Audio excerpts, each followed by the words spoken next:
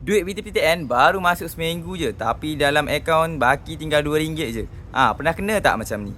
Kalau beginilah gaya dia, macam mana kita nak menyimpan? Masuk duit je habis, masuk duit je habis. Sabar jap, dengan Public Gold, anda boleh menyimpan emas serendah RM100 sahaja. Tak payah simpan seketul emas pun, anda boleh simpan mengikut gram emas sahaja.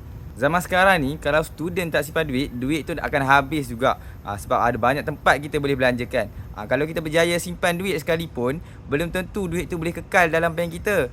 Tapi kalau kita simpan duit sekalipun, kita tetap akan rugi sebab nilai duit tu semakin lama, dia semakin berosot. Tapi kalau emas, dia steady je, tak goyah. Untuk student-student, daripada duit tu kita habiskan saja, lebih baik kita simpan duit tu sebagai simpanan.